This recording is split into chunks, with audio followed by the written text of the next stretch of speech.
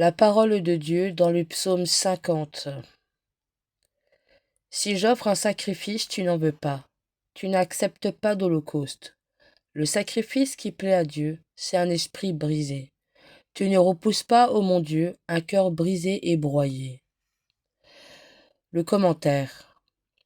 Avec le roi David, nous voici pénitents, suppliants.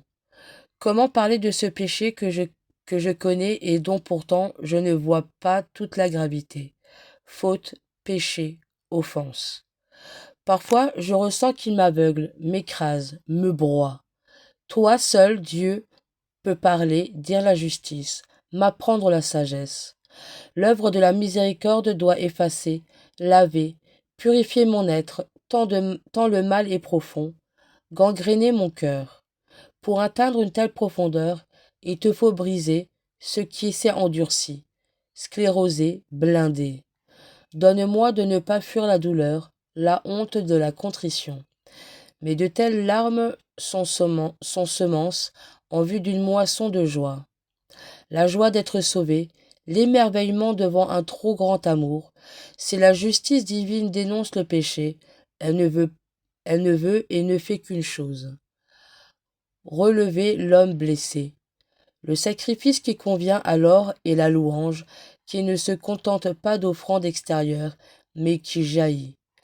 Saisis le cœur pardonné et ainsi réunifié. Partagé. La conscience du péché pourrait être une glace à demander au Seigneur, à mi-chemin du carême. Nos péchés habituels, répétitifs, entretenus, ont vite fait de devenir des cadeaux empoisonnés, transmis à nos proches. Or, nous avons tellement mieux à leur offrir: le pardon de Dieu, dans le sacrement de la réconciliation, et ce don toujours nouveau à recevoir, dans l'intime de nos âmes. C'est là que le royaume de Dieu se bâtit, au milieu des crises de l'humanité, des nuits de l'Église, au cours du pardon de nos péchés. Offrons à nos frères dans l'Église cette grâce, cette joie et cette liberté d'être réconciliés avec Dieu. À l'école de Sainte Faustine. Ce père m'a d'abord exposé à beaucoup d'épreuves. Quand je lui avais dit ce que le Seigneur exigeait de moi, il s'était moqué de moi et il m'avait dit de venir me confesser à 8 heures ce soir. Quand je suis venu à 8 heures, un frère fermait déjà l'église. Lorsque je lui ai dit quand je lui ai dit qu'il fasse savoir au père que j'étais là, ainsi qu'il me l'avait ordonné, le brave frère y est allé et l'a prévenu. Le père me fit répondre que les pères ne confessaient plus à cette heure-là. Je suis rentré à la maison les mains vides et j'ai cessé de me confesser à lui. Résolution.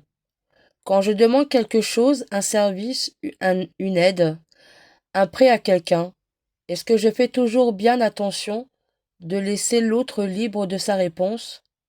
Et de plus, suis-je affecté en cas de refus? Priez. Venez et voyez les hauts faits de Dieu par son sang. Jésus nous purifie de tout péché. Acclamez le Seigneur toute la terre. Jésus, ami des cœurs qui te cherchent, donne-nous de discerner ce qui nous sépare de toi. Acclamez le Seigneur toute la terre. Jésus, lumière née de la lumière, clarifie les décisions des chefs d'État. Acclamez le Seigneur toute la terre. Jésus, Fils bien-aimé du Père, affermit la foi des catéchumènes. Acclamez le Seigneur toute la terre. Jésus, vainqueur du mal, attire à toi les orgueilleux. Acclamez le Seigneur toute la terre. Jésus, prêtre pour l'éternité, arrache à la servitude ceux qui attendent leur libération. Acclamez le Seigneur toute la terre. Mon cœur et ma chair sont un cri vers le Dieu vivant.